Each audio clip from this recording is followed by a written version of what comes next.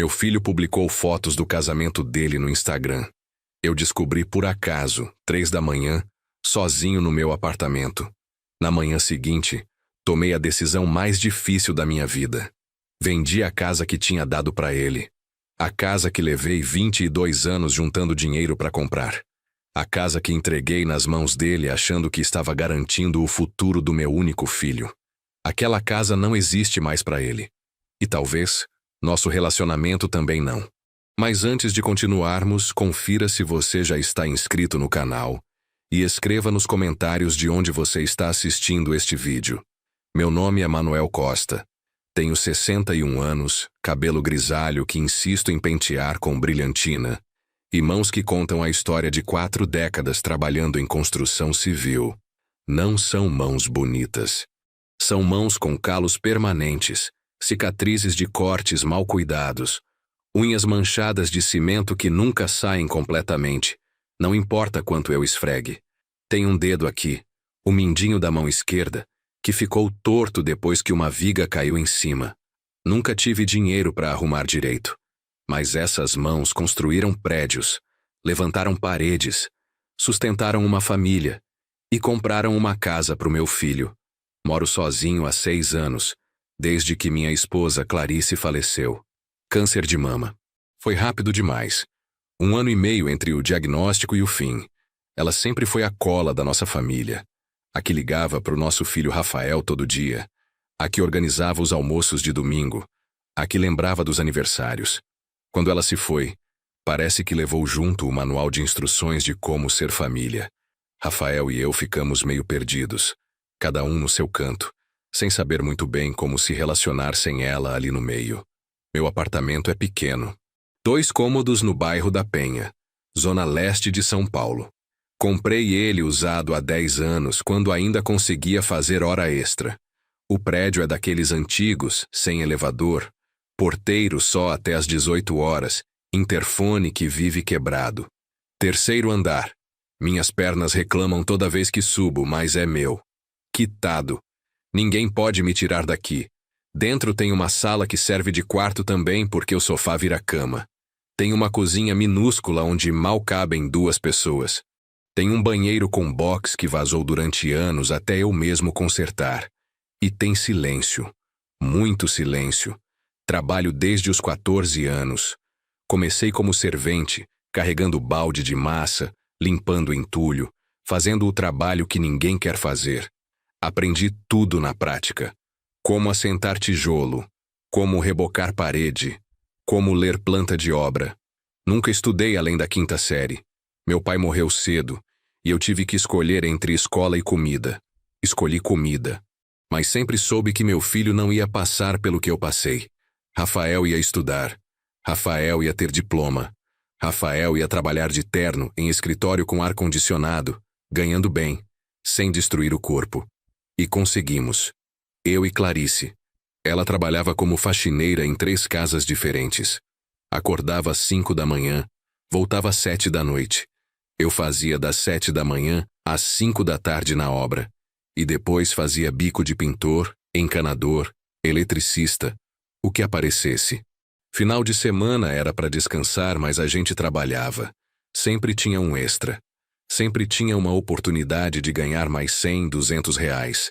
E a gente guardava. Religiosamente. 10% de tudo que entrava ia para a poupança. Para a educação do Rafael. Para um futuro melhor. Rafael cresceu num apartamento alugado ainda menor que o meu atual.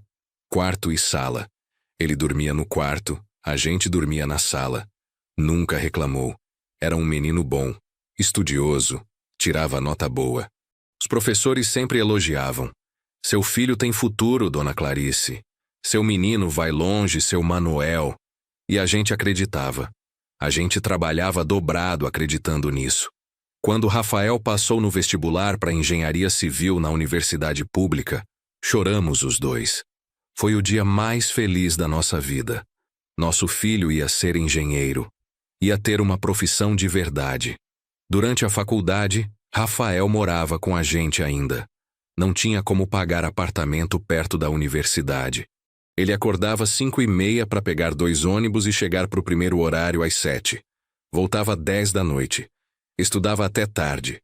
Final de semana estudava. Virava noite estudando. A gente via ele se esforçando e ficava orgulhoso. Clarice fazia marmita especial para ele levar. Eu pagava xerox, livro, material, o que ele precisasse. Nada era sacrifício demais. Era investimento no futuro dele. No futuro que a gente nunca teve. Quando Rafael se formou, foi numa cerimônia linda na universidade. Eu fui de terno emprestado do meu cunhado. Clarice comprou um vestido novo, parcelado em 6 vezes. A gente se sentou lá no fundo do auditório, meio sem jeito, mas explodindo de orgulho. Quando chamaram o nome dele, Rafael Alves Costa, a gente se levantou e aplaudiu mais alto que todo mundo. Meu filho era engenheiro. Meu filho tinha conseguido. Tudo que a gente passou tinha valido a pena. Aquele canudo representava 40 anos de trabalho pesado, de acordar cedo, de abrir mão de tudo. Mas tinha valido a pena. Rafael conseguiu emprego rápido. Uma construtora grande, dessas que fazem prédio alto. Salário bom. Muito melhor que o meu. No primeiro mês, ele nos levou para jantar num restaurante chique. A gente quase não acreditou. Nosso filho pagando jantar pra gente. Num lugar com toalha de pano na mesa e garçom de gravata. Clarice chorou de emoção. Eu fingi que tinha caído cisco no olho, mas estava chorando também. A gente tinha conseguido. Tinha dado pro nosso filho uma vida melhor que a nossa. Mas aí começou o problema. Rafael começou a mudar. Não de uma hora para outra. Foi aos poucos. Primeiro foi a roupa. Ele começou a se vestir diferente. Camisa social de marca, sapato italiano, relógio caro.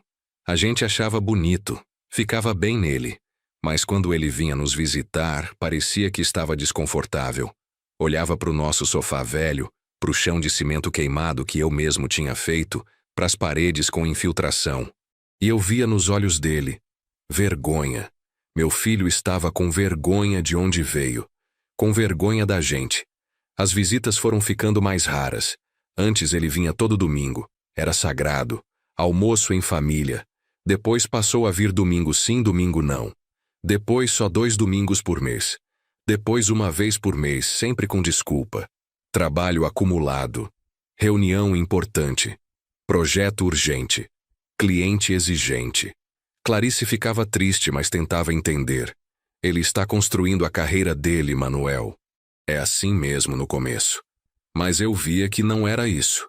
Não era trabalho. Era distância proposital. Era ele se afastando de nós. Quando Clarice adoeceu, Rafael apareceu. No começo. Foi com a gente nas primeiras consultas. Ajudou a entender os exames. Explicou o que os médicos falavam. Ele era engenheiro, mas entendia as coisas melhor que a gente. Conversava com os médicos de igual para igual. A gente dependia dele nessas horas. Mas conforme o tratamento foi avançando, conforme a Clarice foi piorando, Rafael foi sumindo. Sempre tinha algo mais importante. Desculpa, pai. Não vou conseguir ir no hospital hoje. Tenho uma apresentação crucial. Depois eu passo aí. Mas não passava. Ligava no dia seguinte. Como está a mãe? Tá na mesma, filho? Ah, que bom. Quer dizer, não que bom que tá na mesma, mas que bom que não piorou. Tenho que desligar, pai. Reunião. Depois conversamos. Clarice passou 1 ano e meio entre hospital e casa. Os últimos 6 meses foram terríveis. Dor constante. Morfina que não resolvia.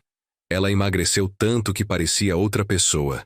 Aquela mulher forte que trabalhava feito condenada, que ria alto, que cozinhava para a família toda, virou uma sombra. E Rafael foi sumindo. As visitas ficaram semanais. Depois quinzenais. Sempre rápidas. Sempre com pressa. Clarice percebia. Meu filho está muito ocupado, né, Manuel? Ele tem responsabilidade agora. Não pode ficar aqui comigo. Mas eu via nos olhos dela. Ela queria o filho ali. Queria a mão dele segurando a dela. Queria ouvir a voz dele dizendo que estava tudo bem.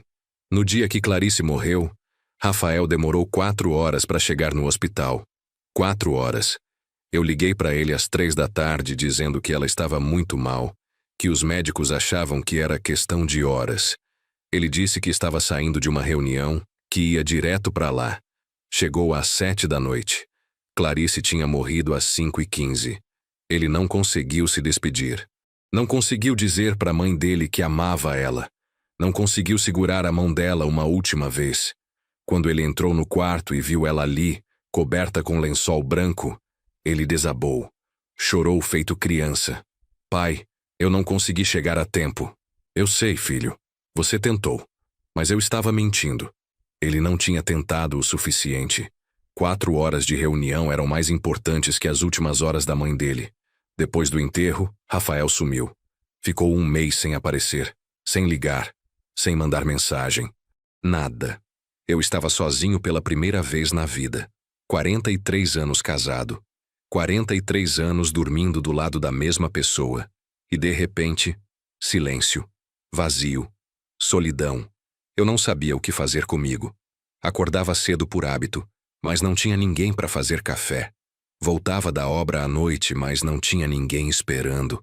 Sentava na sala, ligava a televisão, mas não prestava atenção.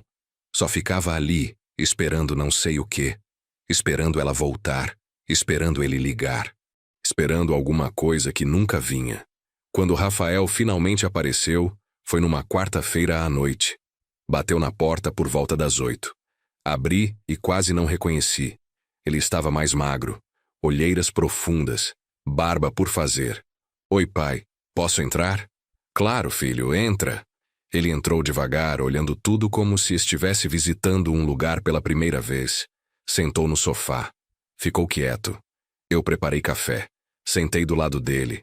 A gente ficou em silêncio uns 5 minutos. Aí ele falou: Desculpa por sumir, pai. Eu não estava bem.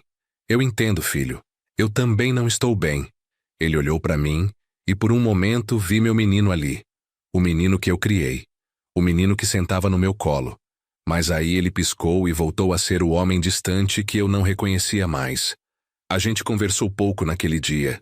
Ele contou que o trabalho estava puxado, que tinha pego um projeto grande, que estava praticamente morando na construtora. Eu contei que estava indo devagar, que a casa estava muito quieta, que sentia falta da mãe dele. Ele concordou com a cabeça. Também sinto, pai. Muito. Mas acho que é melhor eu ir. Amanhã acordo cedo. Ele se levantou. Eu acompanhei até a porta. Antes de sair, ele me abraçou. Um abraço rápido, meio desajeitado. Cuida de você, pai. Você também, filho. Quando voltar? Em breve. Prometo. Mas essa promessa eu já tinha ouvido antes. E já sabia que não significava nada. Os meses seguintes foram solitários. Rafael ligava às vezes. Conversas curtas. Tá tudo bem, pai? Tá, filho. E você? Tudo correndo. Muito trabalho. Vou aí qualquer dia desses. Beleza, filho. Te espero. Mas ele não ia. E eu fui me acostumando com isso. Com a solidão. Com o silêncio. Com a ausência. Continuei trabalhando. Na obra todo dia. Acordar 5h30, voltar 6 da tarde, tomar banho, esquentar comida, assistir televisão, dormir, repetir. Fim de semana era pior. Sem trabalho para distrair. Só eu e o apartamento vazio. Às vezes eu olhava para o telefone pensando em ligar para o Rafael, mas não ligava. Tinha medo de incomodar. Tinha medo de ouvir mais uma desculpa. Era mais fácil não ligar. Foi mais ou menos 1 ano depois que Clarice morreu que Rafael apareceu com uma notícia. Ele tinha conhecido uma moça. O nome dela era Bianca. Trabalha na mesma construtora que ele, no departamento financeiro.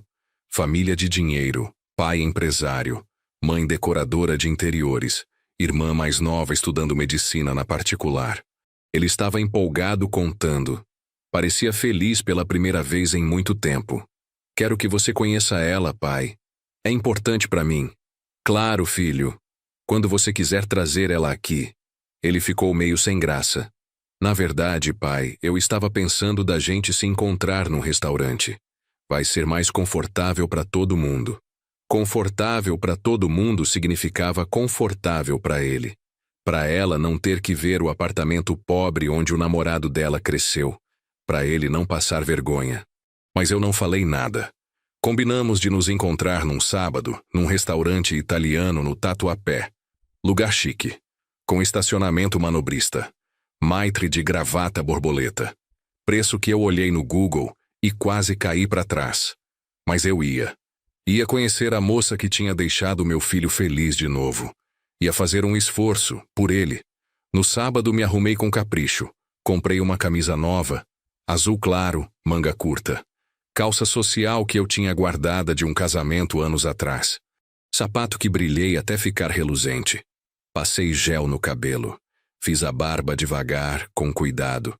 Me olhei no espelho. Eu parecia apresentável.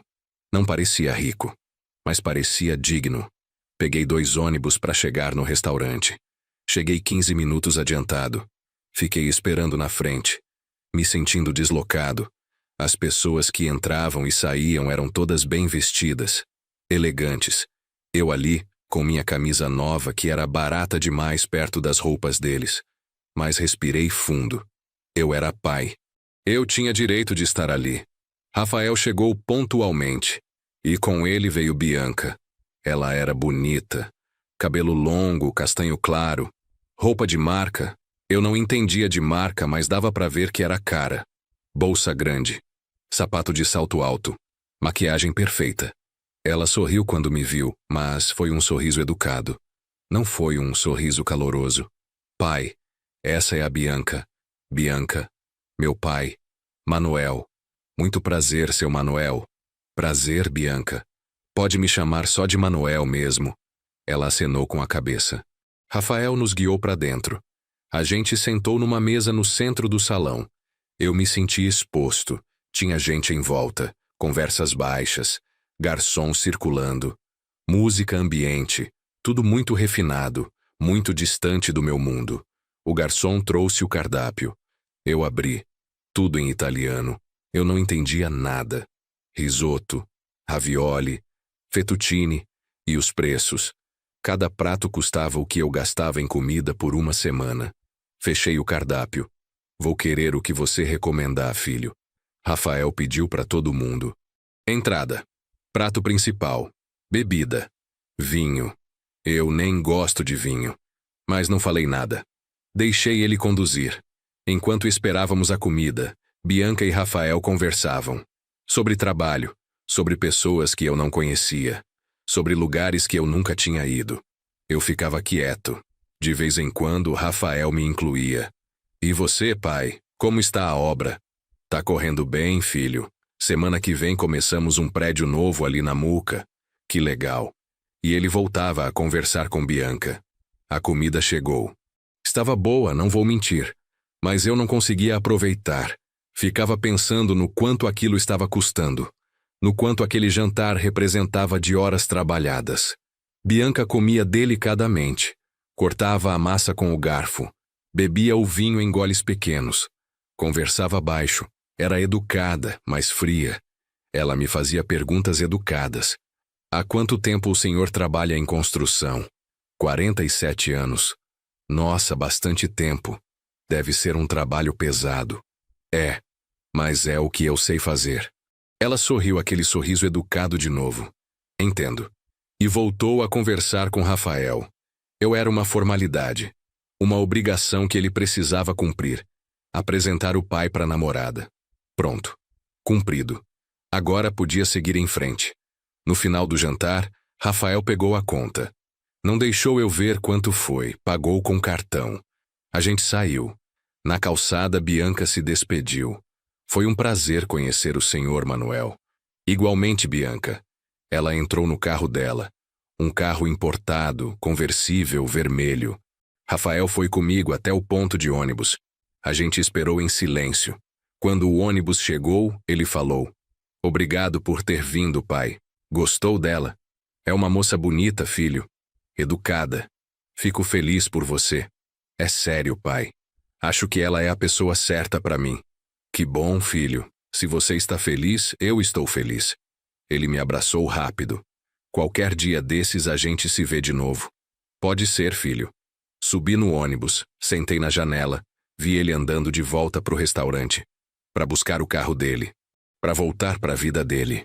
E eu ali, no ônibus lotado, voltando pro meu apartamento vazio. Depois desse dia, as coisas ficaram ainda mais distantes. Rafael praticamente sumiu. Ligava uma vez por mês. 5 minutos de conversa. Tá tudo bem? Tá, filho. Aqui também. Trabalho puxado, projeto grande. Vou aí quando der uma folga. Mas a folga nunca chegava. Eu continuava na minha rotina. Trabalho, casa, solidão. Às vezes encontrava vizinhos no elevador. Trocava boas palavras, mas nada profundo. Nada que preenchesse o vazio. Eu tinha virado isso. Um velho sozinho esperando o filho ligar. Esperando o filho aparecer. Esperando alguma coisa que eu sabia que não ia acontecer. Um dia recebi um convite pelo correio. Era para o aniversário de 60 anos do pai da Bianca. Um evento grande, num clube. A festa ia ser num sábado à noite.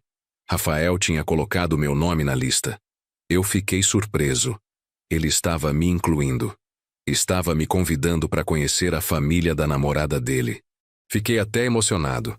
Achei que talvez as coisas estivessem mudando. Liguei para ele. Oi, filho. Recebi o convite. Obrigado por me incluir. Ah, que bom que chegou, pai. Vai poder ir? Vou sim. Não perco. Legal. Só um aviso, pai. É um evento meio formal. Terno, essas coisas. Eu não tenho terno, filho. Não tem problema. Pode ir de calça social e camisa mesmo. Mas tenta ir com uma roupa mais arrumada, tá? Pode deixar, filho. Vou caprichar. Fui numa loja de departamento. Comprei uma calça preta. Uma camisa branca. Um sapato preto de amarrar. Gastei quase R$ 300. Mais do que eu gastava em roupa em um ano inteiro. Mas era importante. Era o aniversário do pai da namorada do meu filho. Eu tinha que estar apresentável. Tinha que mostrar que eu era um pai de respeito. Que mesmo sendo pedreiro, mesmo sendo pobre, eu tinha dignidade. Cheguei no clube no horário. O lugar era enorme. Jardim imenso. Salão decorado com flores brancas e douradas. Garçom circulando com bandejas de salgadinho fino. Gente bem vestida. Muito bem vestida. Ternos caros. Vestidos de festa. Joias reluzindo. E eu ali, com minha roupa de loja de departamento, me sentindo um impostor. Procurei Rafael.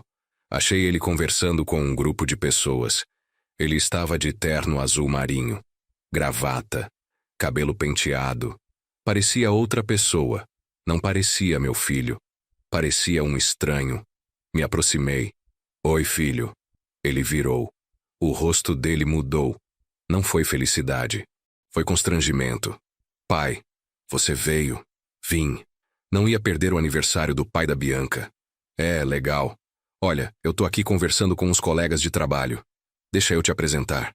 Ele me apresentou rápido. Pessoal, meu pai, Manuel. Pai, esse é fulano, cicrano, beltrano. Eu cumprimentei todo mundo. Eles foram educados. Mas educados e frios. Como vai, Manuel? Bem, obrigado. E vocês? Tudo ótimo. E voltaram a conversar entre eles. Sobre coisas que eu não entendia. Ações. Investimentos. Mercado imobiliário. Eu fiquei ali parado, sem saber o que fazer. Sem saber onde enfiar as mãos. Sem saber para onde olhar. Rafael percebeu meu desconforto. Ou percebeu que eu estava estragando o momento dele. Pai, tem comida e bebida ali no salão. Fica à vontade. Qualquer coisa você me procura, tá? E ele voltou a conversar com os colegas. Me virando de costas. Me dispensando. Andei até o salão. Peguei um prato. Coloquei uns salgadinhos. Sentei numa mesa vazia. Fiquei ali comendo sozinho, vendo todo mundo conversando, rindo, se divertindo. E eu invisível. Um fantasma na festa. Ninguém falava comigo. Ninguém me incluía. Eu era só o pai do namorado da filha do aniversariante. Uma nota de rodapé. Uma obrigação cumprida. Fiquei na festa 2 horas. 2 horas eternas. Vi Rafael de longe. Vi ele com Bianca. Vi eles conversando com os pais dela. Vi o pai dela abraçando Rafael. Vi a mãe dela sorrindo para ele. Eles gostavam dele. Ele fazia parte. Ele era aceito. E eu ali, sozinho numa mesa, esperando poder ir embora sem parecer rude. Quando achei que tinha ficado tempo suficiente, me levantei. Procurei Rafael para me despedir. Encontrei ele na varanda. Filho, vou indo. Cansado. Ah, tá bom, pai. Obrigado por ter vindo, de nada. A moça é feliz aniversário pro pai dela, pode deixar. A gente se vê. Tchau, filho. Tchau, pai. Peguei ônibus de volta. 2 conduções. Cheguei em casa quase meia-noite. Tirei a roupa nova, pendurei no cabide. Me olhei no espelho. E pela primeira vez em muito tempo chorei. Chorei porque percebi. Meu filho tinha vergonha de mim. Não era impressão. Não era coisa da minha cabeça. Era real. Ele tinha vergonha do pai dele. Vergonha das minhas mãos calejadas. Vergonha da minha roupa simples. Vergonha de onde eu vim. Vergonha de quem eu era. E não tinha nada que eu pudesse fazer para mudar isso. Porque eu era quem eu era. Um pedreiro. Um homem simples. Um pai que tinha dado tudo pelo filho. E isso não era suficiente. Nunca ia ser. Passou mais um ano. Rafael continuou sumido.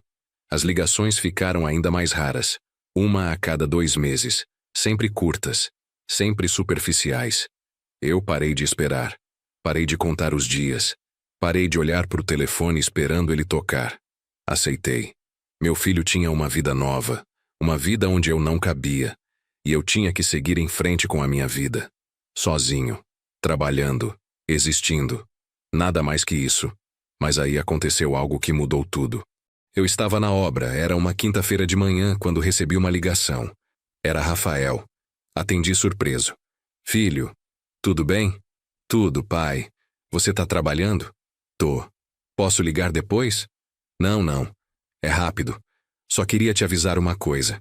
Eu e a Bianca estamos namorando sério já faz um tempão. E eu tava pensando em dar um passo à frente.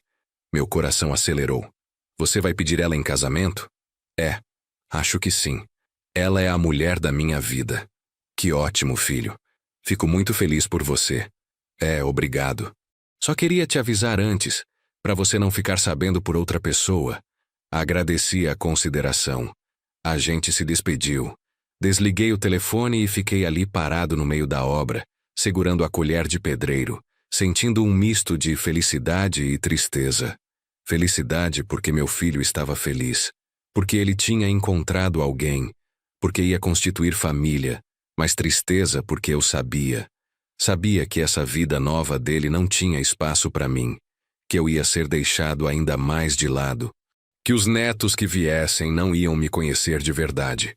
Iam me conhecer como o avô estranho que aparecia de vez em quando, o velho que trabalhava em obra, o que não tinha estudo, o que não tinha dinheiro, o que não tinha nada para oferecer além de amor.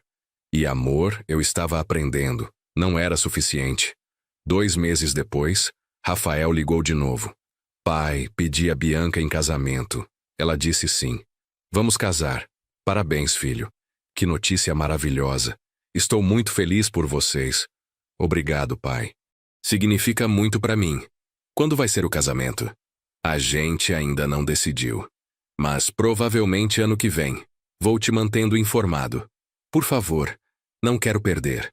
Pode deixar, pai. Você não vai perder. Essa frase ficou na minha cabeça. Você não vai perder. Como se fosse uma promessa. Como se ele estivesse me garantindo que eu ia fazer parte. Que eu ia ser incluído. Que dessa vez eu ia importar. Os meses passaram. Rafael não ligou mais falando do casamento. Eu não cobrei. Não queria ser aquele pai chato que fica perguntando. Então esperei. Trabalhei, vivi minha vida. Até que chegou outubro. Outubro do ano seguinte. Eu estava em casa. Era uma sexta-feira à noite, quando meu celular apitou. Uma notificação do Instagram. Eu tinha Instagram, mas quase não usava. Tinha criado a conta porque uma sobrinha tinha insistido. Tio, cria lá. É legal. Você vê foto de todo mundo. Criei. Mas nunca postava nada. Só ficava olhando de vez em quando as fotos dos outros. Principalmente de Rafael.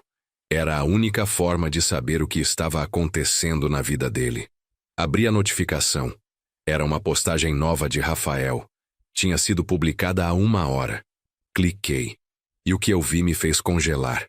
Era uma foto dele, de terno cinza, gravata preta, cabelo penteado para trás, sorrindo.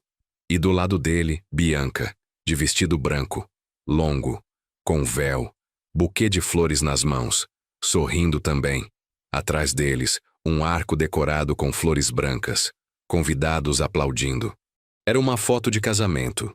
Meu filho tinha se casado, e eu estava descobrindo pelo Instagram.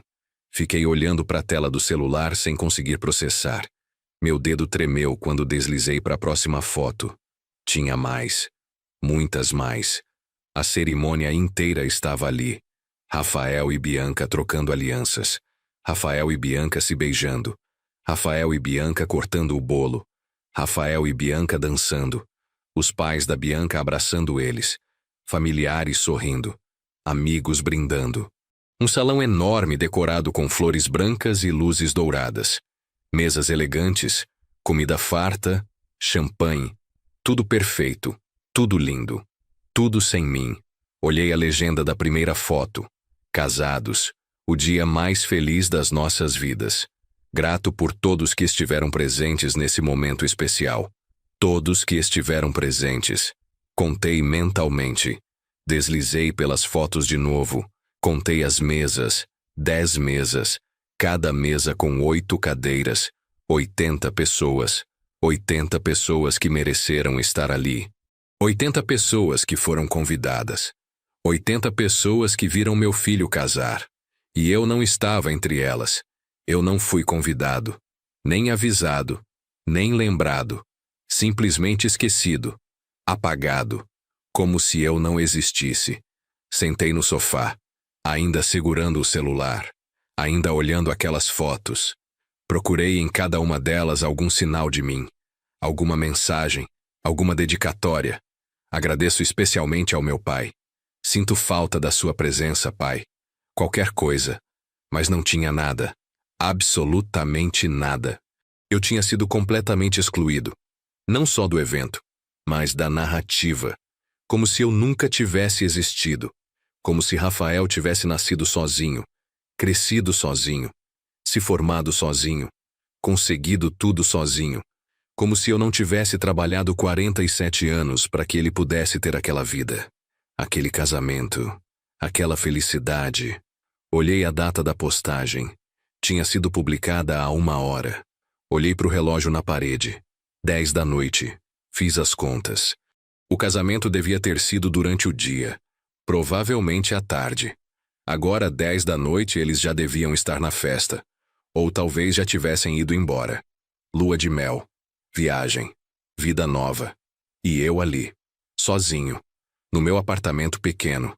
Descobrindo que meu único filho tinha se casado sem me contar. Sem me convidar. Sem sequer avisar. Como se eu não importasse. Como se eu fosse nada. Fiquei a noite inteira acordado. Não consegui dormir. Fiquei no sofá, celular na mão, olhando aquelas fotos. Uma por uma. Ampliando. Procurando detalhes. Vendo a felicidade no rosto do meu filho. Vendo ele abraçando os sogros. Vendo ele brindando com os amigos.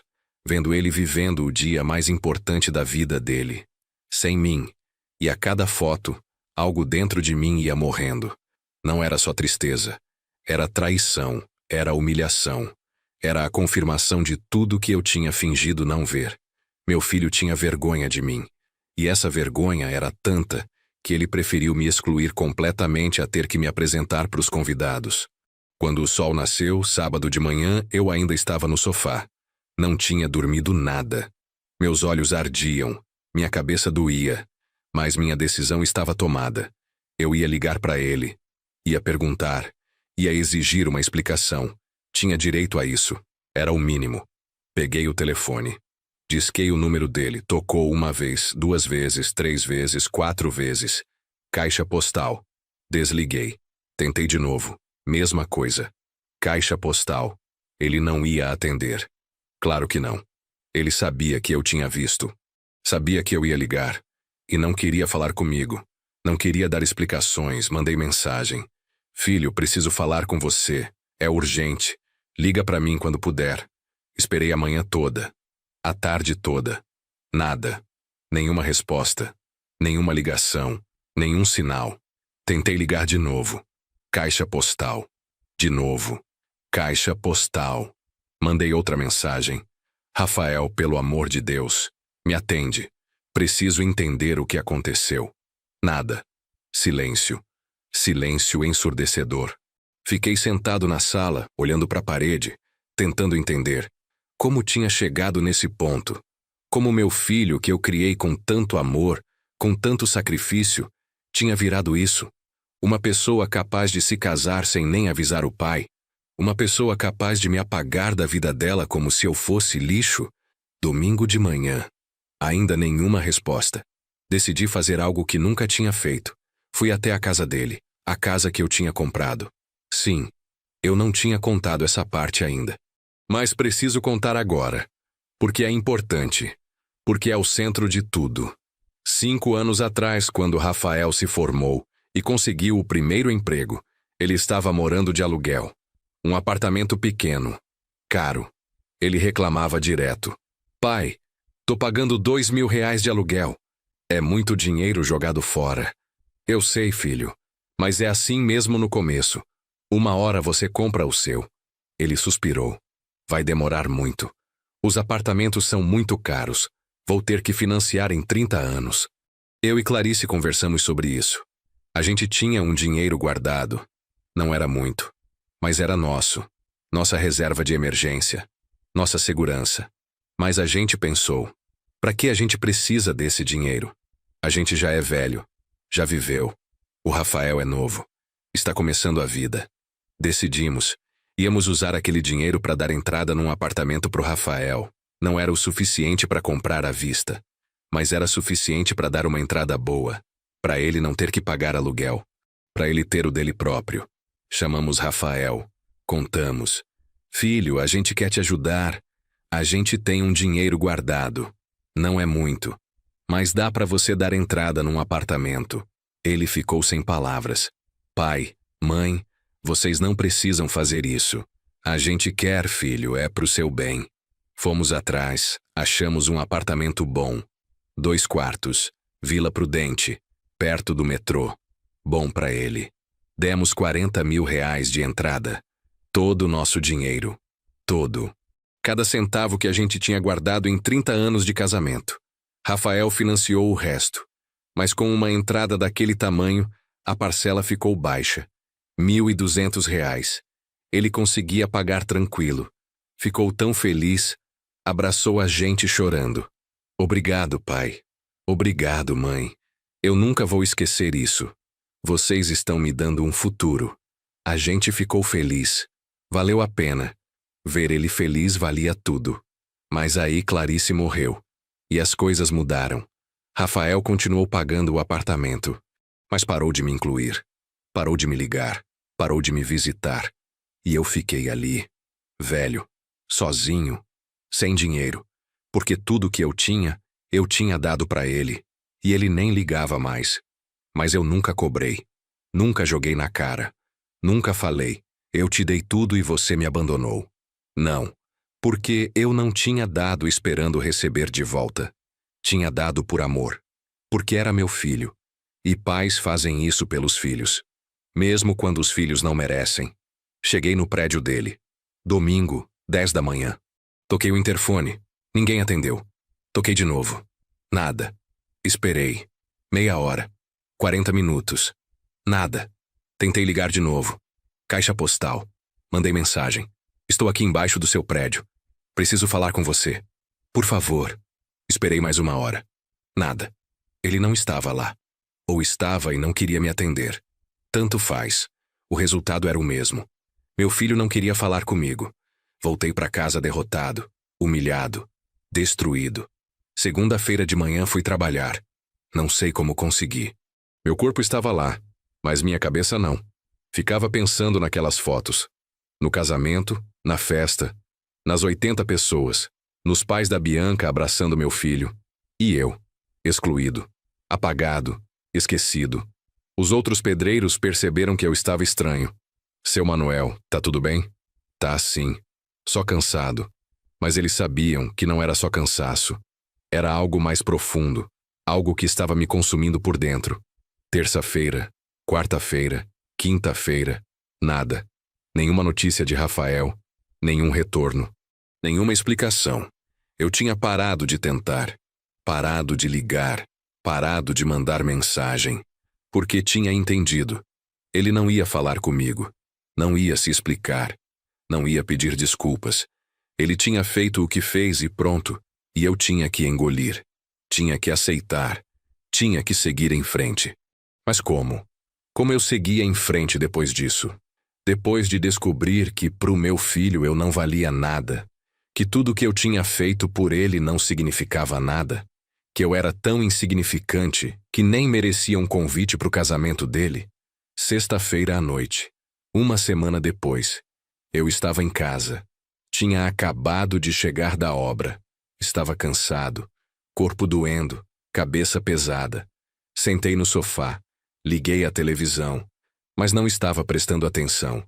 Estava pensando, pensando em tudo, em todo o sacrifício, todo o trabalho, todo o amor, e onde tinha dado, em lugar nenhum. Meu filho não me amava, não me respeitava, não me valorizava. Eu era nada para ele. E essa consciência doía mais que qualquer dor física. Era uma dor na alma, uma ferida que não ia cicatrizar. Foi aí que olhei para o armário pequeno que ficava na sala, onde eu guardava documentos importantes. Me levantei, abri, procurei. Lá no fundo, numa pasta velha, achei os documentos do apartamento de Rafael. Sim, os documentos estavam comigo, porque eu tinha dado a entrada. Porque eu era o comprador original. Rafael estava pagando as parcelas, mas o apartamento ainda estava no meu nome. A gente nunca tinha feito a transferência, nunca tinha ido no cartório regularizar. Rafael sempre dizia que ia fazer, mas sempre enrolava, e eu nunca cobrei, porque confiava nele, porque era meu filho, porque achava que não precisava de papel para garantir nada.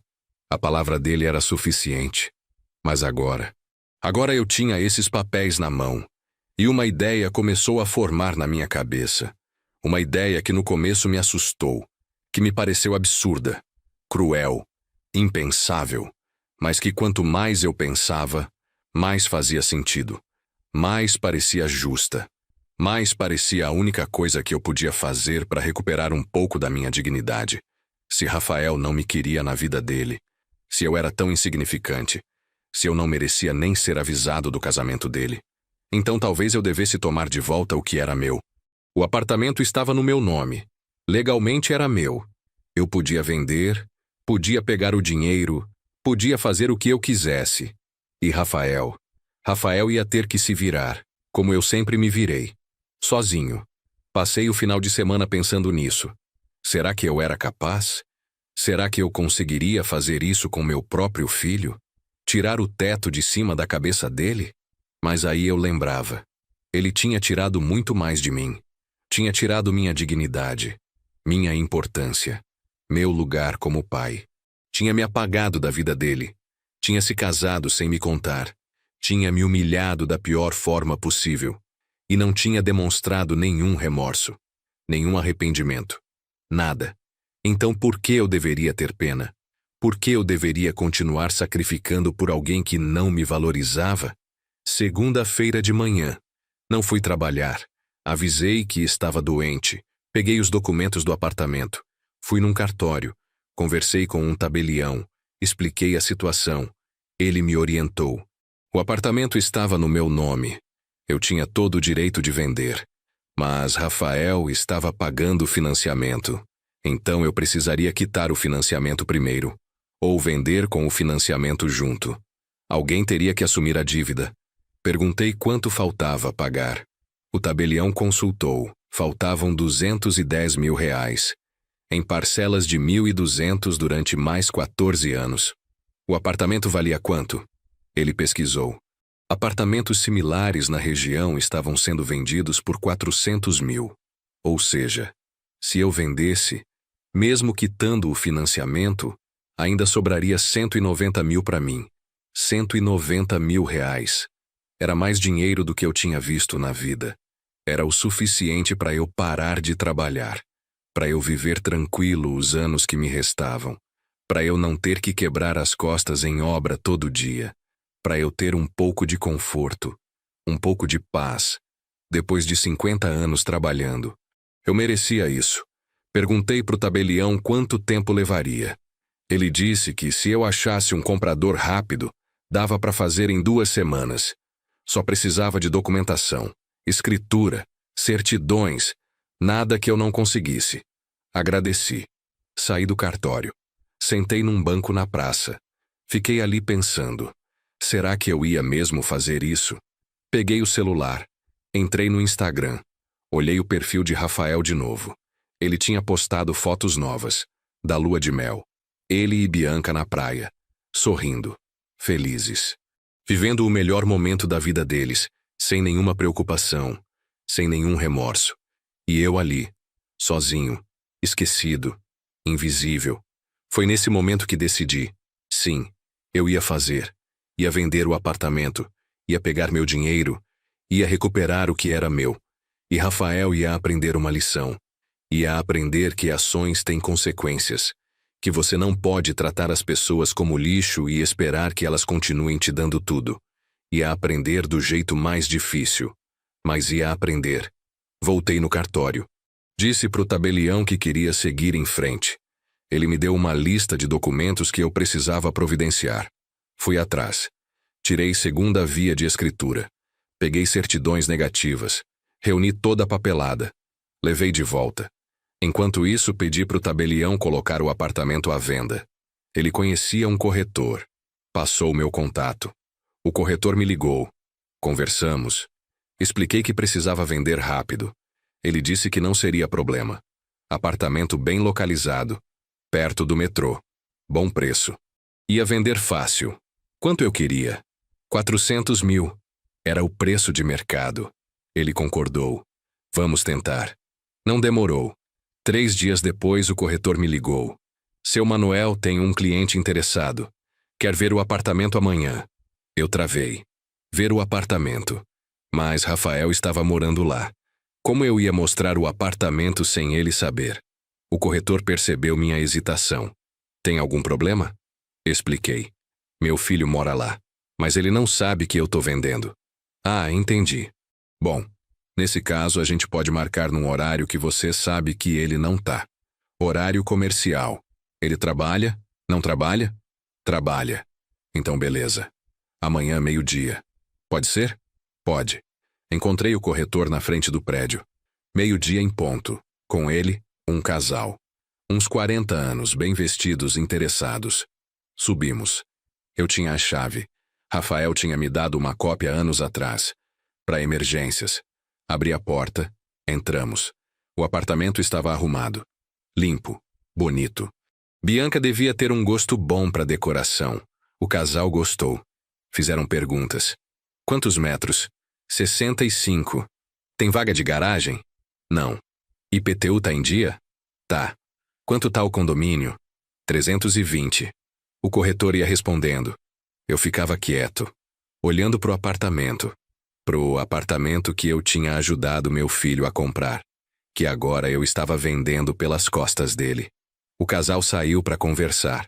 Ficaram uns minutos no corredor. Voltaram. A gente se interessa. Mas queremos pagar 370 mil. É nosso limite.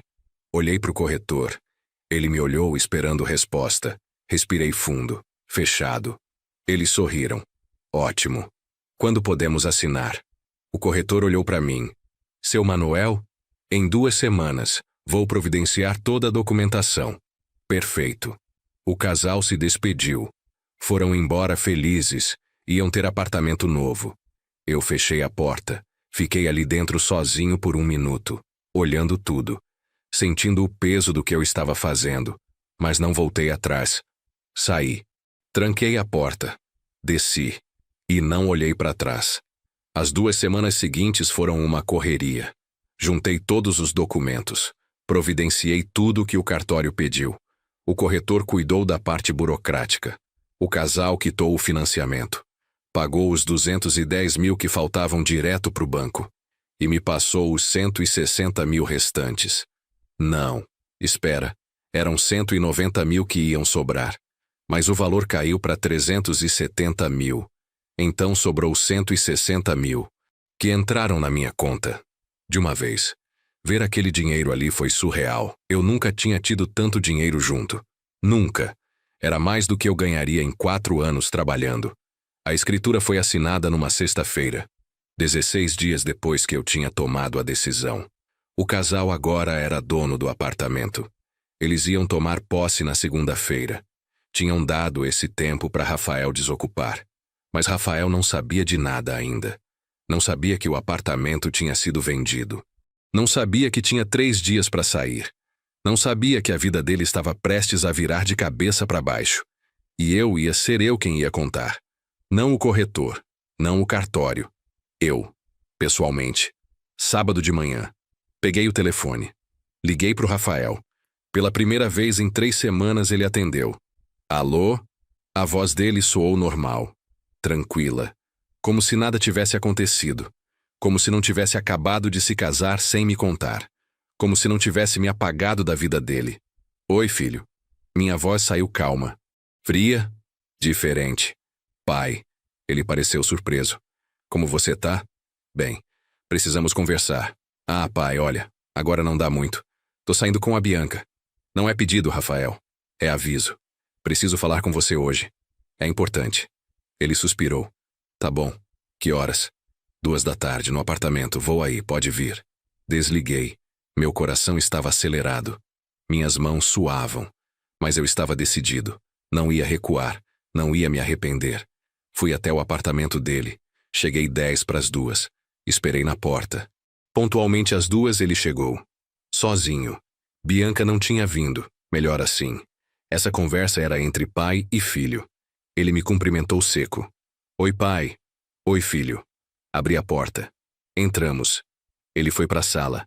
Sentou no sofá. Eu fiquei em pé, olhando para ele.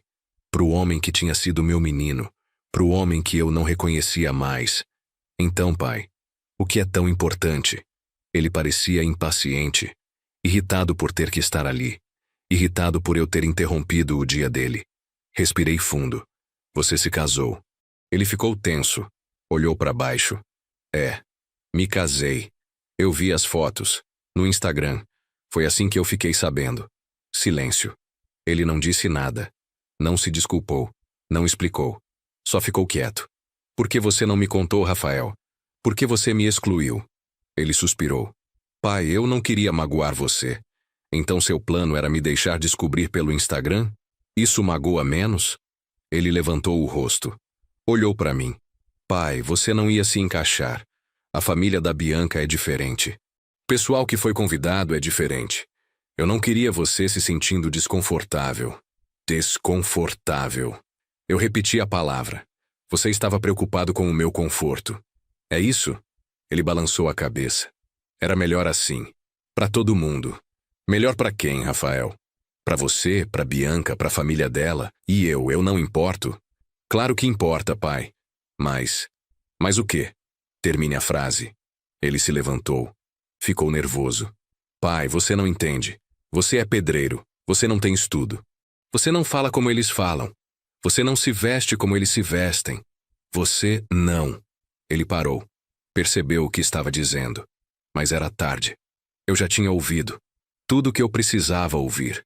Eu não era suficiente. Eu era uma vergonha. Era isso que ele estava dizendo. Entendi. Eu falei baixo, mas firme. Você tem vergonha de mim. Não é isso, pai. É exatamente isso, Rafael. Você tem vergonha do seu pai. Do homem que trabalhou a vida inteira para te dar uma vida melhor. Do homem que te deu tudo. Educação, comida, teto, amor. E agora você tem vergonha de mim porque eu não sou chique o suficiente. Porque eu não me encaixo no seu mundo novo. Ele não respondeu. Não negou. Porque era verdade. E os dois sabíamos disso. Fiquei olhando para ele, sentindo uma mistura de raiva, tristeza, decepção, mas também uma clareza, uma certeza do que eu tinha que fazer. Vim aqui te avisar uma coisa. Eu falei. Ele me olhou. Vendi o apartamento. O quê? Ele ficou pálido. Como assim vendeu o apartamento? Esse apartamento tá no meu nome, Rafael. Sempre esteve. Eu dei entrada. Eu sou o dono. E eu vendi. Não. Ele balançou a cabeça. Você não pode fazer isso. Posso sim. E fiz. Os novos donos tomam posse segunda-feira. Você tem até domingo para desocupar. Pai, você tá brincando. Não tô. Aqui estão os documentos. Tirei da pasta que eu tinha trazido. Mostrei para ele. Escritura assinada, transferência feita, dinheiro recebido, tudo oficial, tudo legal. Rafael pegou os papéis. Leu. As mãos dele tremiam. O rosto dele ficou vermelho. Ele me olhou com raiva, com ódio. Você não pode fazer isso comigo. Posso. E fiz. Como você pôde? Sou seu filho. E eu sou seu pai. Mas você se esqueceu disso. Então eu me esqueci que esse apartamento era seu. Ele jogou os papéis no chão. Isso é vingança. É mesquinharia. Chama do que quiser. Mas a decisão tá tomada. Você tem 2 dias para sair. Ele deu um passo para frente. O rosto dele distorcido. Eu te odeio. Eu sei. E imagino que você sempre odiou. Só que agora não precisa mais fingir. Eu virei as costas. Comecei a andar em direção à porta. Rafael gritou atrás de mim. Eu paguei esse apartamento. Eu paguei as parcelas. Você pagou parte. Eu dei 40 mil de entrada. Dinheiro que eu e sua mãe juntamos a vida inteira. Dinheiro que a gente poderia ter usado pra gente. Mas a gente deu pra você. E você me agradeceu me excluindo da sua vida. Então agora a gente tá quite. Abri a porta. Saí. Ele ainda gritava. Pai, volta aqui. A gente precisa resolver isso, pai. Mas eu não voltei. Desci as escadas, saí do prédio e fui para casa. Minha consciência estava tranquila. Pela primeira vez em anos. O final de semana foi estranho. Eu esperava me sentir mal, culpado, arrependido, mas não me senti. Me senti aliviado, liberto, como se um peso tivesse saído das minhas costas. Rafael me ligou umas 20 vezes. Não atendi nenhuma. Mandou dezenas de mensagens. Não li. Não respondi. Bloqueei. Não queria mais saber. Tinha feito o que tinha que fazer. E agora ele que se virasse. Como eu sempre me virei. Sozinho. Sem ninguém para me ajudar. Sem ninguém para me dar nada. Ia ser bom para ele. Ia ensinar humildade. Ia ensinar respeito. Ia ensinar que as pessoas não são descartáveis. Segunda-feira de manhã. Recebi uma ligação do corretor. Seu Manuel, os novos donos estão aqui. Mas tem alguém no apartamento ainda. Seu filho não saiu. E ele tá dizendo que não vai sair. Respirei fundo. Vou aí. Cheguei no prédio meia hora depois. O casal estava na frente, nervoso. Compramos esse apartamento, ele é nosso. Mas o rapaz lá dentro não quer sair. Eu sei. Vou resolver. Subi. Toquei a campainha. Rafael abriu. O rosto dele estava péssimo. Olheiras fundas, barba por fazer, roupa amassada. Tinha dormido mal. Talvez nem tinha dormido. Pai, por favor, me dá mais um tempo. Eu preciso achar um lugar. Você teve 2 semanas, Rafael. 2 semanas que você não usou porque achou que eu ia voltar atrás. Mas eu não voltei. E não vou voltar. Sai do apartamento. Ele ficou parado. Não vou sair. Então eu chamo a polícia. Você não faria isso. Experimente ficar e descobre. Ele me encarou, tentando ver se eu estava blefando. Não estava. Meu rosto era pedra. Ele percebeu. Xingou baixo. Entrou. Começou a jogar roupas numa mala. Bianca estava lá dentro, sentada no sofá, chorando. Ela me olhou com ódio. O senhor é um monstro. Talvez. Mas sou um monstro que foi esquecido no casamento do próprio filho. Ela não respondeu. Voltou a chorar. Rafael terminou de arrumar as coisas. Pegou o que conseguiu. O resto ficou. Passou por mim sem olhar. Desceu. Bianca foi atrás. Deixaram as chaves na mesinha da sala. Eu peguei. Dei pro casal. Aqui estão. O apartamento é de vocês. Eles agradeceram aliviados. Entraram. Eu fiquei mais 1 minuto ali no corredor, olhando a porta fechada. Era o fim. O fim de tudo. Do relacionamento com meu filho. Da família que eu tinha construído. De tudo. Mas era o fim necessário. Porque continuar daquele jeito era morrer aos poucos. Nas semanas seguintes, Rafael tentou me contatar várias vezes. Por números diferentes. Por redes sociais. Por e-mail. Sempre a mesma coisa, pedindo para conversar, dizendo que precisava do dinheiro de volta, que eu tinha destruído a vida dele, que ele ia processar, que eu ia me arrepender. Mas eu não respondia. Bloqueava tudo. Cada número novo, cada perfil novo. Bloqueava e seguia em frente. Porque não tinha mais nada para falar. Já tinha dito tudo o que precisava dizer. E ele já tinha mostrado quem era. Não tinha volta. O dinheiro da venda ficou na minha conta. 160 mil reais.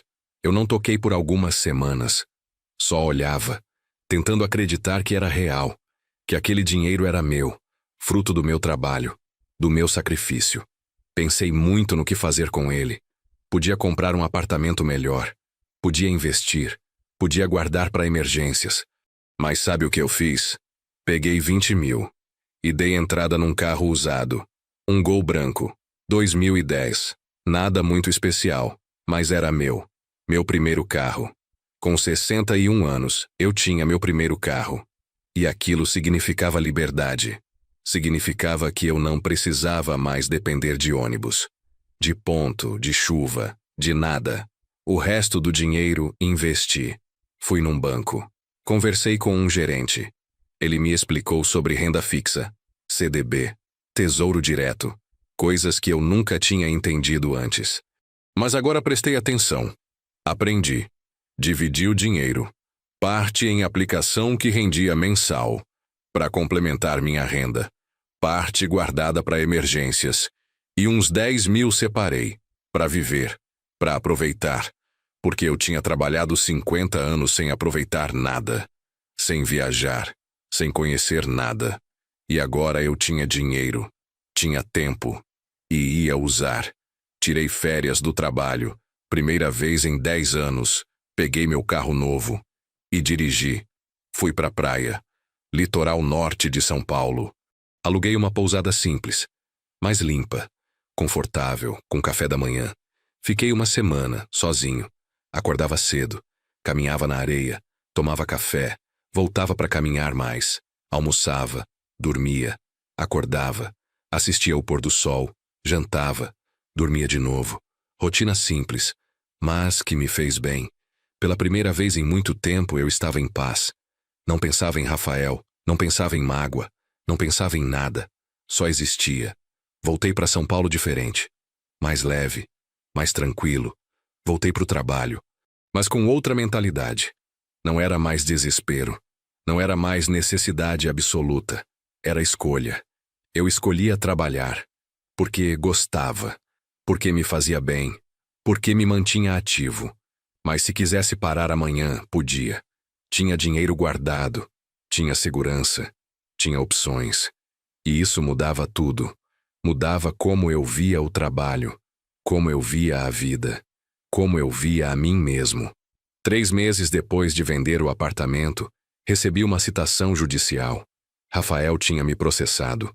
Pedia o dinheiro de volta. Alegava que o apartamento era dele, que ele tinha pago as parcelas, que eu tinha agido de má fé. Li a petição inteira e ri. Não de deboche, mas de incredulidade. Ele realmente achava que ia ganhar? Que o juiz ia dar razão para ele? Quando o apartamento sempre esteve no meu nome? Quando eu tinha todos os documentos comprovando? Mas tudo bem. Se ele queria brigar na justiça, a gente ia brigar. Contratei um advogado, Dr. Paulo, um advogado de bairro. Escritório pequeno, mas competente. Expliquei tudo para ele.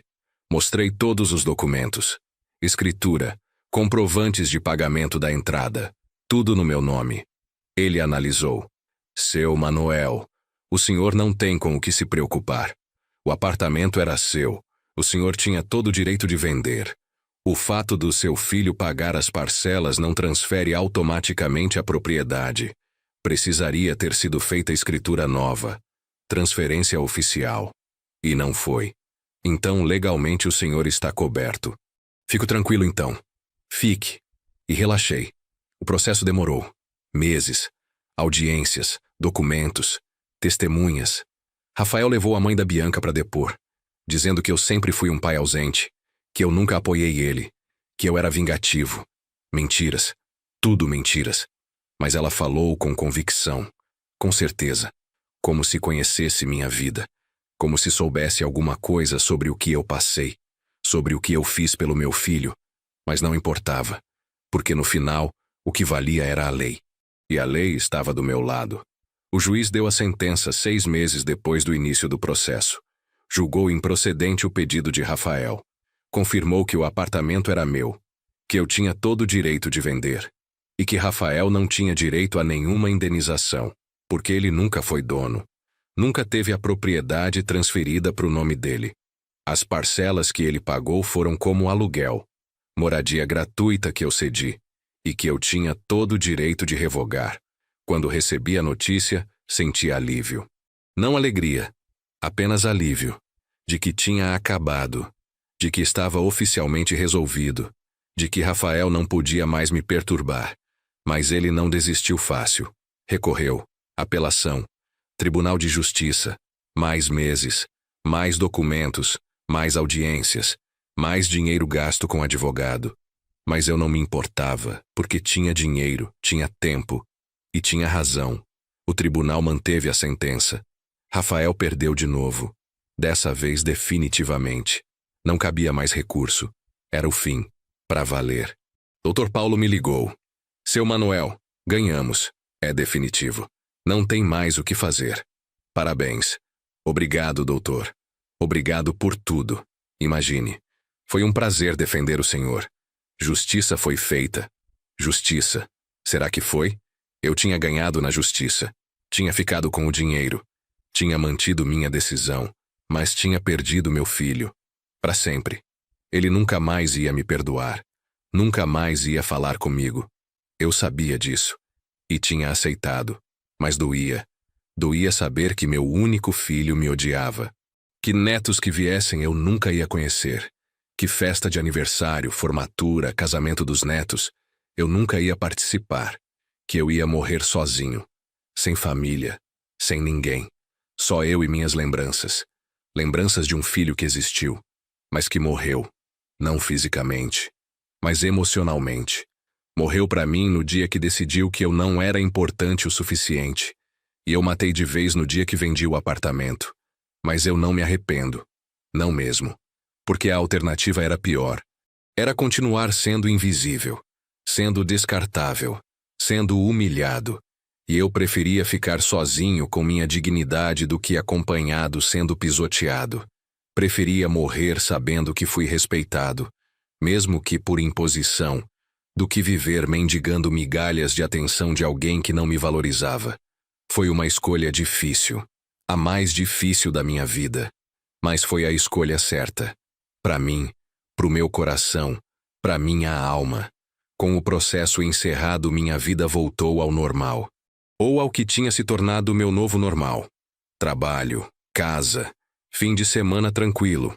Às vezes saía com meu carro. Conhecia lugares, cidades pequenas ao redor de São Paulo, Campos do Jordão, Olambra, Socorro, lugares bonitos, tranquilos, onde eu podia respirar. Onde eu podia ser só Manuel, sem passado, sem mágoa, só presente. Fiz amizade com um vizinho, seu Osvaldo. Aposentado também, viúvo como eu. A gente começou a tomar café junto, sábado de manhã, na padaria da esquina. Conversava sobre futebol, sobre política, sobre a vida. Nada muito profundo. Mas era companhia, era alguém. E isso já era muito. Seu Osvaldo sabia da história com meu filho. Tinha ouvido pelos corredores. Fofoca de prédio. Mas nunca perguntou, nunca tocou no assunto. Respeitava e eu agradecia por isso. Não queria falar. Não queria reviver. Queria só seguir em frente. 1 ano depois de vender o apartamento no meu aniversário de 62 anos, acordei sozinho. Como sempre. Mas daquela vez, não me senti mal. Não senti falta de ninguém ligando. Não senti vazio. Porque tinha me acostumado. Tinha aprendido a viver sozinho. E tinha descoberto que solidão não é necessariamente ruim. Pode ser paz, pode ser liberdade, pode ser a chance de se conhecer de verdade. Sem ruído, sem interferência. Só você e seus pensamentos. Peguei meu carro, dirigi até uma cidade que sempre quis conhecer. Paraty, litoral do Rio, cidade histórica, casas coloniais, ruas de pedra, maresia. Beleza. Aluguei um quarto em pousada de frente para o mar. Fiquei 3 dias, sozinho, caminhando, fotografando, comendo, vivendo. E foi o melhor aniversário que tive em anos, porque foi meu, só meu, sem obrigação, sem decepção, sem esperar nada de ninguém. Só eu aproveitando minha própria companhia. Voltei para São Paulo no domingo à noite. Entrei no apartamento, silencioso como sempre, mas confortável. Meu, sentei no sofá, liguei a televisão e sorri. Sorri porque estava bem, estava em paz. Tinha sobrevivido à maior perda da minha vida, a perda do meu filho, e tinha saído inteiro do outro lado, não ileso, com cicatrizes, com feridas que ainda doíam de vez em quando, mas inteiro, de pé, vivendo, e isso era vitória. Pequena, mas vitória. Os meses seguintes foram tranquilos, rotina, trabalho, casa, passeios ocasionais, amizade com seu Osvaldo, vida simples, mas suficiente. Até que um dia, quarta-feira de tarde, meu celular tocou. Número desconhecido. Normalmente eu não atendia. Mas daquela vez, por algum motivo, atendi. Alô. Silêncio do outro lado. Depois uma voz feminina. Seu Manuel? Sim. Quem fala? Sou Bianca, a esposa do Rafael. Meu coração acelerou. O que você quer? Preciso falar com o senhor. Pessoalmente. É importante. Não tenho nada para falar com você. Por favor. Não é sobre o apartamento, não é sobre processo. É sobre o Rafael. E ele tá precisando do senhor. Eu queria desligar. Queria mandar ela embora. Não queria voltar para aquele assunto. Para aquela dor. Mas algo na voz dela me fez hesitar. O que aconteceu? Eu perguntei. Ele teve um acidente. Um acidente de carro. Tá internado. Eu congelei. Como assim? Faz 2 semanas. Foi grave. Ele bateu o carro. Quebrou 3 costelas. Perfurou o pulmão. Quase morreu. E por que você tá me ligando agora? Porque ele tá pedindo pelo senhor. Todo dia. Chama seu nome. Diz que quer ver o pai. E eu? Eu não sabia se devia ligar. Depois de tudo. Mas ele tá sofrendo muito. E eu achei que o senhor devia saber. Fiquei em silêncio. Processando. Rafael tinha tido um acidente. Estava internado. Estava pedindo por mim. E eu? Eu não sabia o que sentir. Raiva, pena, preocupação, indiferença, tudo junto. Qual hospital? Hospital São Camilo. Unidade Pompeia. Quarto 312. O senhor vai vir? Eu. Não sei, vou pensar. Por favor, seu Manuel. Ele é seu filho. Independente de tudo o que aconteceu, ele ainda é seu filho. E ele precisa do senhor. Ela desligou. Fiquei ali parado, celular na mão, mente girando. Coração dividido. Passei o resto do dia pensando. Devia ir? Devia ver Rafael? Devia perdoar? Ou devia manter distância? Proteger minha paz? Não voltar para aquela dor? Eu não sabia. Não tinha resposta. À noite liguei para seu Osvaldo. Contei. Ele me ouviu em silêncio. Quando terminei, ele falou: Manuel, só você sabe o que fazer. Mas vou te dizer uma coisa. Não tem certo ou errado aqui. Tem o que você consegue viver depois. Se você não for, vai conseguir viver sabendo que seu filho estava no hospital pedindo por você. E você não foi? Se você for, vai conseguir viver com tudo que ele te fez? Pense nessas 2 coisas. E aí você vai saber a resposta. Fiquei acordado a noite inteira, pensando, relembrando. Rafael criança, Rafael adolescente, Rafael adulto. O filho que eu amei, o filho que me amou, o filho que me esqueceu, o filho que me envergonhou. Todas as versões dele passaram pela minha cabeça. E no final eu sabia o que tinha que fazer. Não pelo Rafael adulto, não pelo homem que me magoou, mas pelo menino que ele foi, pelo filho que eu criei, pela lembrança do que a gente foi antes de tudo desmoronar. Eu tinha que ir, nem que fosse só para fechar esse ciclo, para dizer adeus, para fazer as pazes comigo mesmo. Quinta-feira de manhã fui no hospital. Hospital São Camilo. Grande, limpo, cheirando a desinfetante como todo o hospital. Entrei. Fui na recepção. Disse que ia visitar Rafael Costa. Quarto 312. A moça verificou. Horário de visita é das 2 às 8. São 9 da manhã agora. Mas eu posso perguntar se a família autoriza. Pode perguntar. Ela ligou. Conversou. Desligou. Pode subir. A esposa dele autorizou. Agradeci. Peguei o elevador. Terceiro andar, corredor comprido. Quartos dos dois lados. Andei devagar. Procurando. 310. 311. 312. Parei na frente da porta. Coração batendo forte. Mão suando. Respirei fundo. 3 vezes. Bati. Uma voz respondeu. Pode entrar. Abri. Entrei. E o que vi me chocou. Rafael estava deitado na cama. Pálido, magro. Olheiras profundas. Tubos saindo do nariz. Soro no braço. Monitor apitando. Ele parecia velho. Cansado. Quebrado. Nossos olhos se encontraram. E por um segundo apenas, vi meu menino de novo. O menino que corria para mim quando eu chegava do trabalho.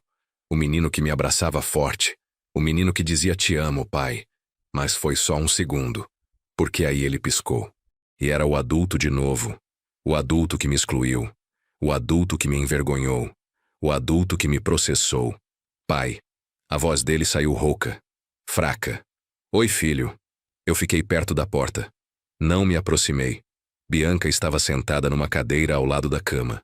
Ela se levantou. Vou deixar vocês conversarem. Saiu. Fechou a porta. Ficamos sozinhos. Pai e filho. Pela primeira vez em mais de um ano. O silêncio era pesado, desconfortável. Nenhum dos dois sabia o que dizer. Como começar. O que falar primeiro. Até que Rafael quebrou o silêncio. Obrigado por vir. Eu só vim porque a Bianca disse que você estava pedindo por mim. É. Tô. Muito. Por quê? Porque você é meu pai. E eu quase morri. E a única coisa que eu pensava era que eu ia morrer sem fazer as pazes com você. Fazer as pazes. Como se fosse simples assim. Como se bastasse ele querer. Como se eu tivesse obrigação de perdoar. Sentei na cadeira que Bianca tinha deixado. Longe da cama. Mantendo distância. Rafael, o que você quer de mim? Ele fechou os olhos. Suspirou. Quero pedir desculpa.